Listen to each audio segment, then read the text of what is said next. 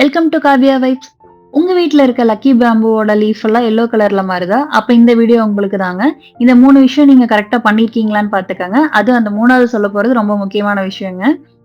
First பேம்பூவ நீங்க நல்லா வெளிச்சமான இடத்துல வைக்கணும். ஆனா டைரக்ட் சன்லைட் படக்கூடாது. வீட்லயே ஒரு வெளிச்சமான இடத்துல வைக்கணுங்க.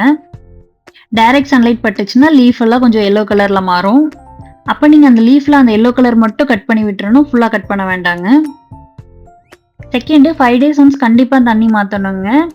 நீங்க டேப் வாட்டருக்கு இது யூஸ் பண்ணிறாதீங்க. போர் வாட்டர், டேப் வாட்டர் எதுவுமே செட் ஆகாது. நல்ல தண்ணி தான் ஊத்தணும். ரூட் எல்லாமே நல்லா வாஷ் பண்ணி தண்ணி மாத்திருங்க 5 டேஸ் ஒன்ஸ். நெக்ஸ்ட் 3 தாங்க ரொம்ப முக்கியமான விஷயம். இந்த ரூட் வரைக்கும் தண்ணி ஃபுல்லா இருக்கணுங்க. ரூட்டுக்கு மேல பேம்பு வரைக்கும் இருக்க தேவையில்ல. இந்த ரூட் வரைக்கும் இருந்துச்சுன்னா போதும். நீங்க பெபிள்ஸே போட்டிருந்தீங்கனாலும், பெபிள்ஸ தாண்டி அந்த ரூட் இருக்கிற வரைக்கும் தண்ணி வந்திருக்கணுங்க. நீங்க அந்த பேம்பு ஸ்டிக் இருக்கிற வரைக்கும் தண்ணி ஊத்தாதீங்க. அந்த ரூட் கவர் ஆகுற வரைக்கும் இருந்துச்சுன்னா போதுங்க. இன்னும் நெறைய இன்ஃபர்மேஷன் பேம்பு பத்தி தெரிஞ்சுக்கணும் அப்படின்னா, நான் ஃபுல் வீடியோ டிஸ்கிரிப்ஷன்ல ஆட் பண்றேங்க. மறக்காம பாருங்க. இந்த மாரி யூஸ்ஃபுல்லான இன்ஃபர்மேஷன் உங்களுக்கு தெரிஞ்சுக்கிறதுக்கு காவ்யா வைப்ஸ லைக் பண்ணிட்டு, ஷேர் பண்ணிட்டு, சப்ஸ்கிரைப் பண்ணிக்கங்க.